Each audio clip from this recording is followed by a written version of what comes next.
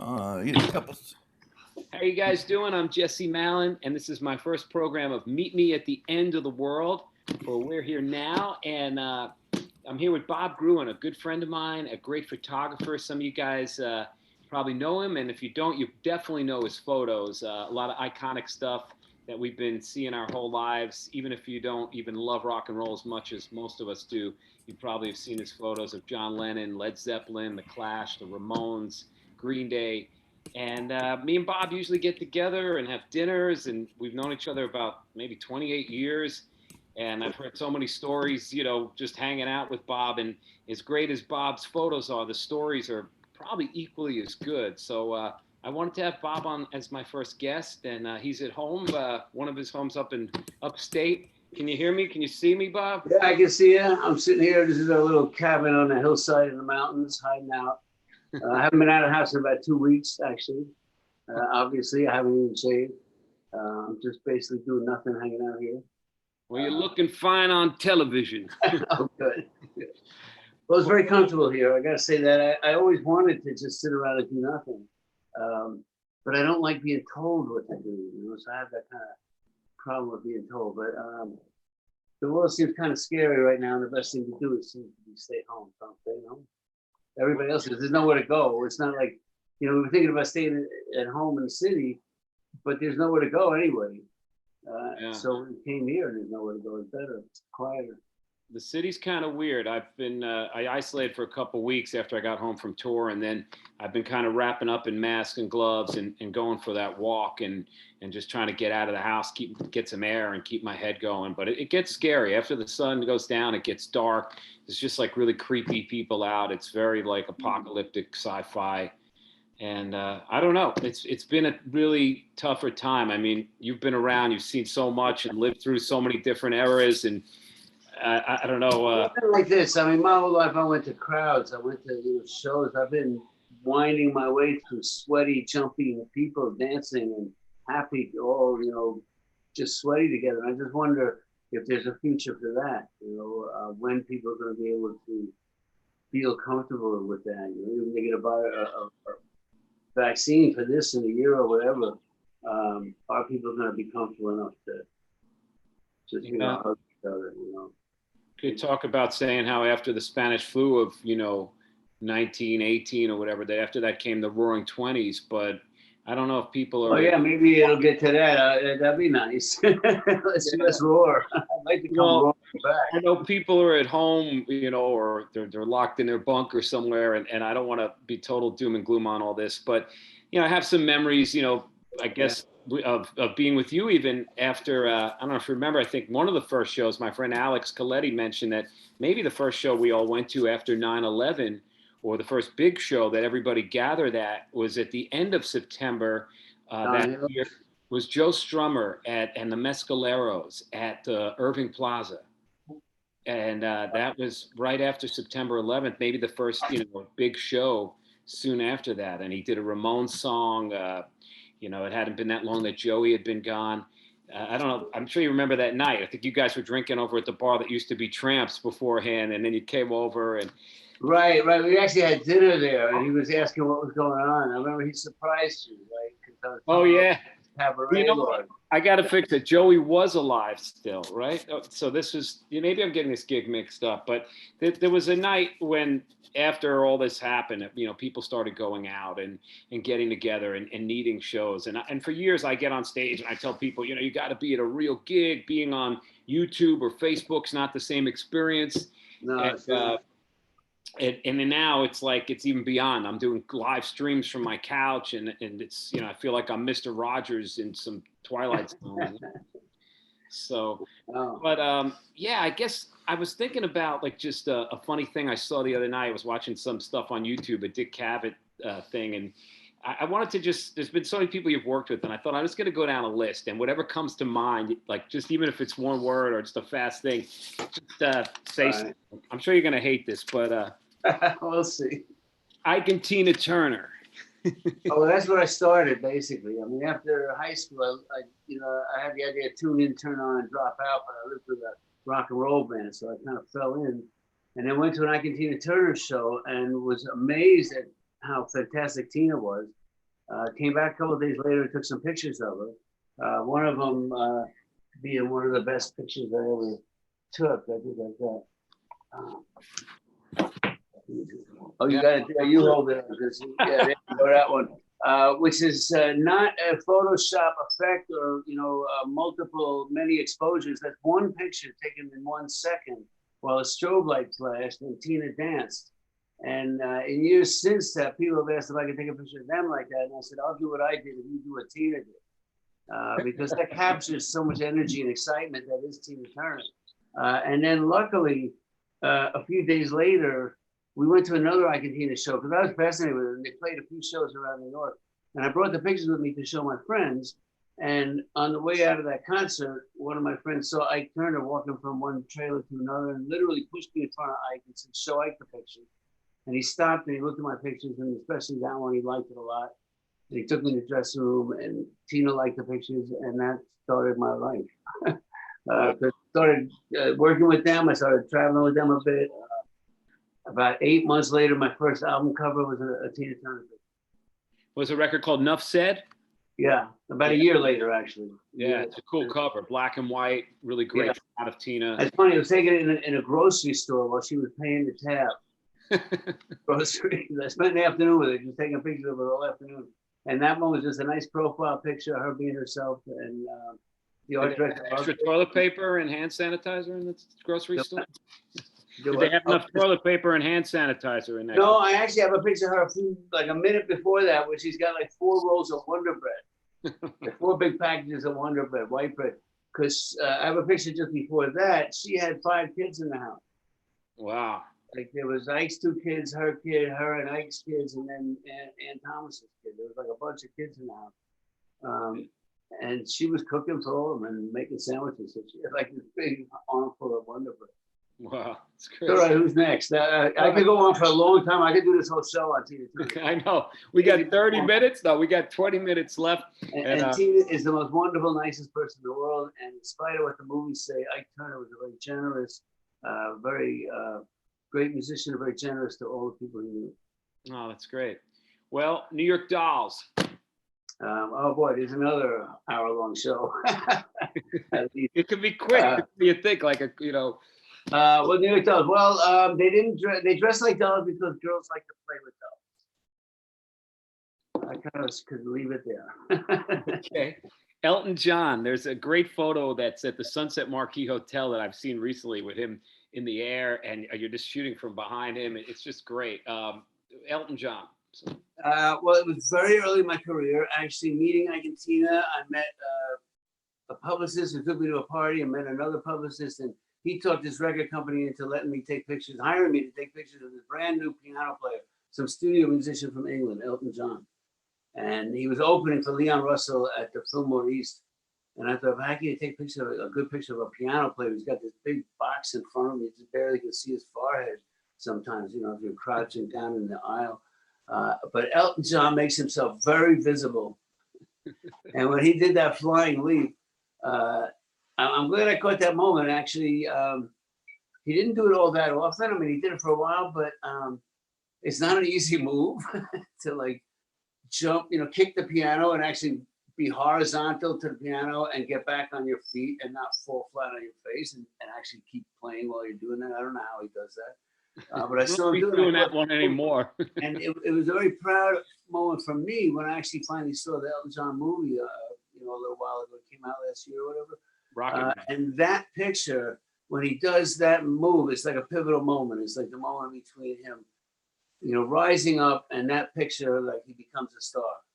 Right. And then in the credits, they show the actual moments that they took for the film, and my pictures in the movie. Oh, that's great. Yeah, I like that film, Rocket Man. And Elton also, I should say, he's a wonderful guy. Our relationship is maintained. I don't really take that many pictures of him anymore.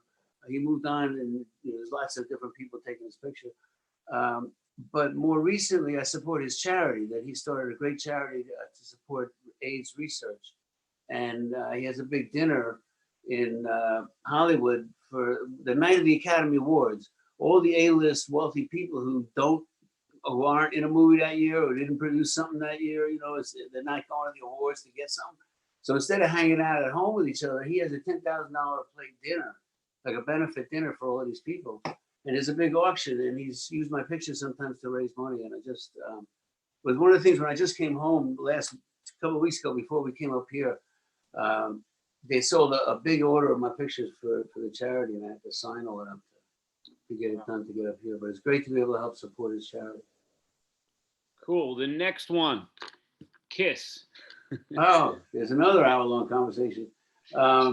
Kiss, fire-breathing dragons. They are superheroes. You know, when I did the Dress to Kill session with them, we actually spent a day taking pictures, actually a couple of days, because the orgy pictures were a different day. But Cream magazine had this kind of basic little storyline about them being mild-mannered, incognito. So they start out wearing suits and ties, and apparently without, even with the makeup, you wouldn't recognize them, you know, as Kiss because they had suits and ties on. And I happened to take a picture on the sidewalk that they liked so much they used it for an album cover later. But we went out and we did all the pictures wearing suits. Actually, two of them, Gene and Ace, are wearing my suits because they didn't have suits that day. And Gene is wearing my wife's clogs, which make him look more like an animal, you know, with these hoofs Busting out of the and the thing is, he's 3 times bigger than me, so my suit is tiny on him, and he looks like a Hulk breaking out of his clothes. You know? So it really worked in that sense. All accidental. You know, we just went out to do it, and we were on the sidewalk. You know, nobody knew who they were. There's actually another picture of some guys on the corner cracking a joke, looking at them, and I would love to know what they had said because they're like slapping 5 and laughing. You know, right? That's a great outfit. You know, but so anyway, the Dress to Kill. When we came back to my house, because we went up to, I had to go to 2 different subway stations because I wanted them to run into the phone booth, pulling off their jackets and ties, and then come running out as Kiss. But I didn't want them to go in and then out the opposite, you know, the same booth, you know, to come running out the opposite way. Because on a comic book strip, it would look like they were running into each other. Like they're running in and then they're running back the other way. So I wanted them to run out the other way, you know, for the comic strip to go across the page. So we had to go to a different phone booth where the door was in the other direction, you know, different station, 14th Street. So we came back from 8th Avenue and 23rd where we did the Dress to Kill. And then went back to my studio. They changed their clothes and put on their Kiss costumes and everything. And we've been joking. Gene is a very funny guy. Paul and Ace are very funny. Ace never stops telling jokes. Gene is hysterically funny all the time. They're great guys to hang out with. And they're changing into their costumes. And I was changing the film and getting the camera ready. And at one point, I felt this presence behind me.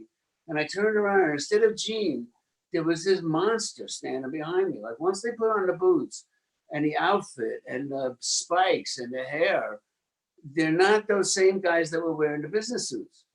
They really take on a different superhero persona. It's quite fun, quite amazing, scary. I mean, I kind of jumped like, whoa, what the fuck? All right, I'm going to pull up another photo, talk about the next. All right, where are we going? Band. We got 10 minutes. This is rolling. I think Matt Pinfield's next, so we got to leave some room for him. Well, he talks a lot too, so.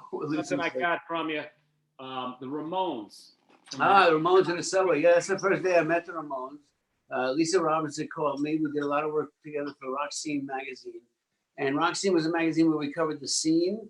So instead of just taking a picture of the Ramones on stage at CBGB's, I went to where they hang out in Forest Hills and went with them as they went into the city, took one train. And that's when we were changing trains from the Forest Hills train to the train into the city.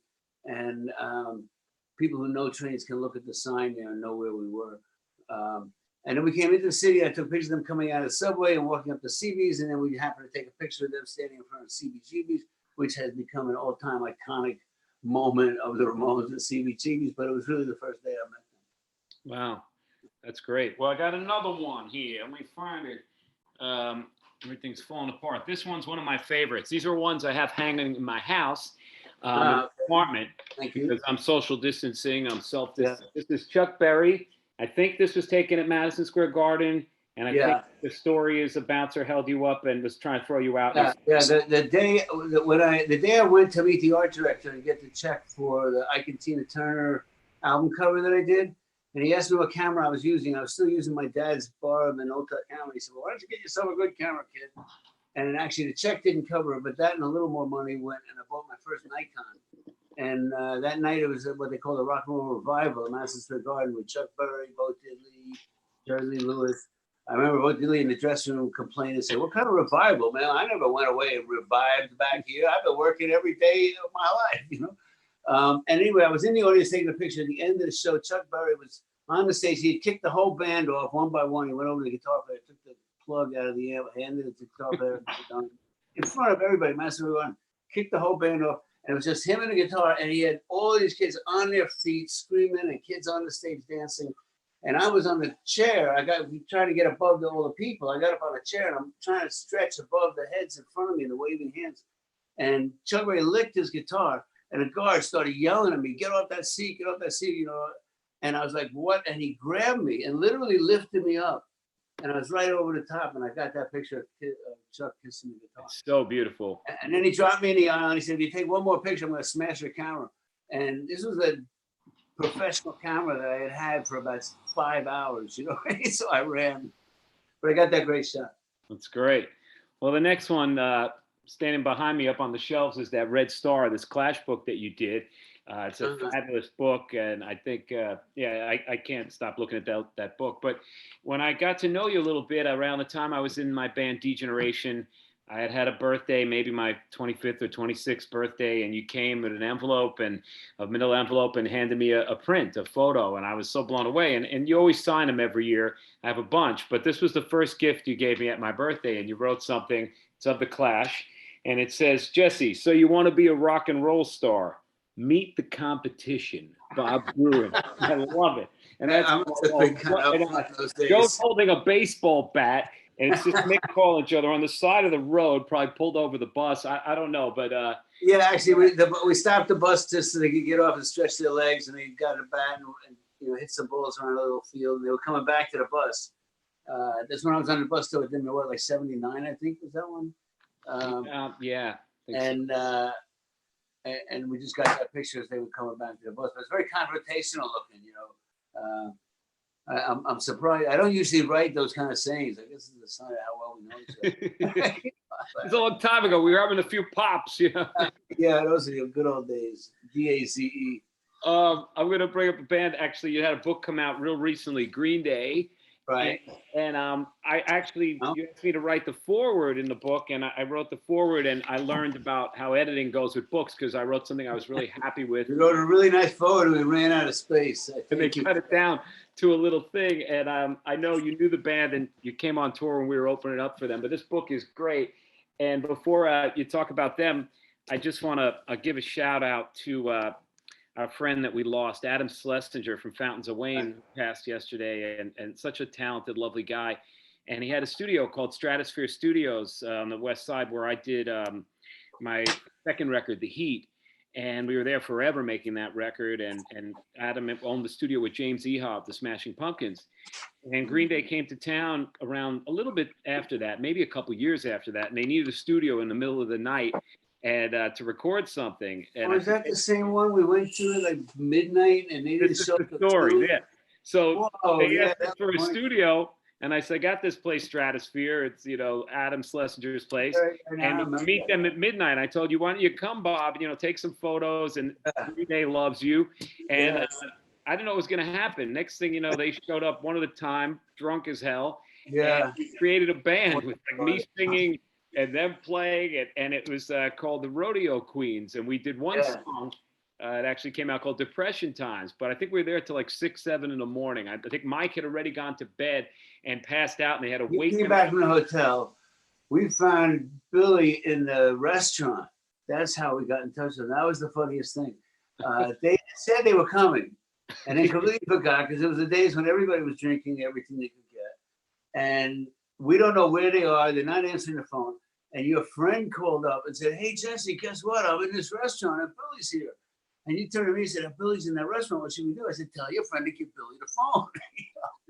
And that's how we reached him. And then about an hour later, everybody kind of dribbled in. And then they started playing, and everybody started a little riff here, a little riff there. And it was interesting in that chaos how it actually came together.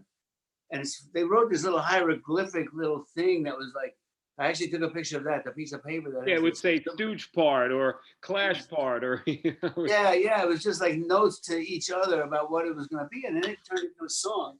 And for me, the funniest part of that night is that I'm credited as producer. Yeah, that's what I was gonna say. That The rumor went out and everything, and Bob was there, and all of a sudden I'm listed on the internet as the producer. And you're I the said, well, I did say it sounds good at least 3 or 4 times, you know. guy. That's what people get $75,000 to do sometimes. Oh, well, where's my cut? But yeah, this book is really great, and Yeah, Green Day's great, and it was a lot of fun. It's thanks to you that I know Green Day. I mean, you made your initial introduction, telling us to come over when you were playing with them in England, and that's when I met them. And they're just the most fun and most exciting, and one of the most meaningful bands out there. I really like, how clever they are and how on the point they are. And Billy just put out a song from his bedroom where he covered Tommy James and the Shondells. I think we're alone now. A very good song for great. the. He plays every instrument. For And the, then he did You Can't Put Your Arms Around a Memory. He's doing like a cover every week, Yeah. like on Monday. Yeah. And Yeah. I just got some others coming. It's a real cool thing to do. I mean, we're all trying to stay busy in this madness. But at that studio, that was entertain each other. It's kind of fun. yeah. I hope I'll be Something to watch. I You're mean, entertaining me. We got about 5 minutes left, but I'm going to be doing this every Wednesday with different guests, just yakking. I think it's normally going to be an hour program. It's called Meet Me at the End of the World.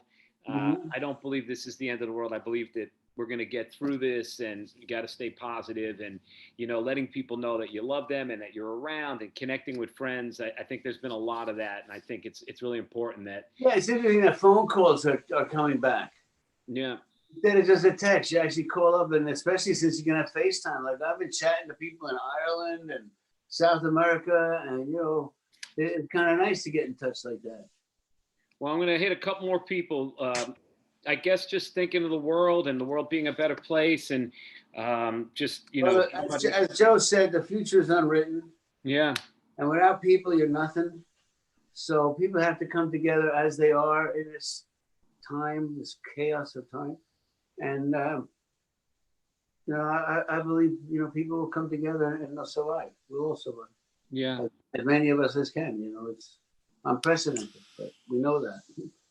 But on that note of people and just life and belief and faith of a better planet, I don't know, maybe you can tell us something about John Lennon. I mean, you have. Well, I was just thinking that because this disease is a real equalizer, and John was always talking about people being equal, and the whole idea is to imagine all the people living life in peace. And it's difficult because what he learned from the Maharishi is that in order for there to be peace in the world, the whole world must be at peace. It means that every country is at peace. It means that every state has to be at peace. It means that every town and every village to be at peace. And for every village to be at peace, every house must be at peace. So it starts right there where we are now. And you have to stop fighting with your family. And that starts the movement of peace in the world. Because until every household is at peace, there is no peace in the world. And that's what John would say now. I think, imagine all the people living life in peace. And, let's give it a try. Yeah. Well, we're forced to slow down, and we're forced to think about things and feel. And, definitely everyone's got their fears and concerns, and we want to hold on to people. But yeah, it's definitely putting us all on the same plane. The last thing, I guess you got a book you've been working on. I want you to talk about. Yes, well, I'll hold up the cover. I don't know. They didn't get back to me. I hope my publicist likes this. There's the, can you see that in the light? Yeah. You got a mustache and a fro. Yeah, this is the good old days. That's what I looked like back then. The book is called Right Place, Right Time, the story of my life. And I've gone over every word. We're going over all the dots and dashes right now. Really, I just saw the first version of the layout just a couple of days ago, and we're going over that and got kind of picky little fixes here and there. But all in all, the book is done. I've written a book. It's not pictures. Well, it is a lot of pictures, but it's text, it's words. The story of where I've been, what I've done, a lot of rock and roll moments, how one thing led to another, that I was in the right place at the right time. And there are a lot of pictures illustrating the stories. It's not a book of my best pictures, a book of where I've been and what I've done. Wow. Yeah, I can't wait to see it. I mean, my editor says it's very exciting. My wife, Elizabeth, who helped me, work on it, says my life is exhausting. So I do, reading the book, I realize I've actually done a lot of things in You're still doing them. You're still out. If you could be out in a club right now and you were home in the city, you're still going to puttering gigs around every this night. house. We accidentally got this house. We never planned to be out of the city, but years ago, my ex-wife convinced us we had to see a house because of Y2K. The whole city was going to go into chaos.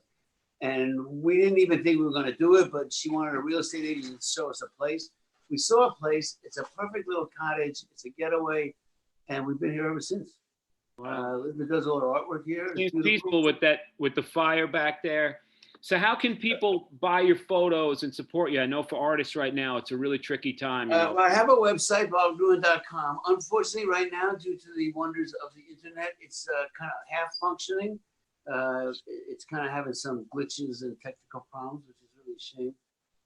But you can go to the website, and if you click on the alphabet or on Bob's Rock Scene, there's a lot of things you can see. You can see a lot of the pictures. I do sell through the internet through Morrison Hotel Gallery.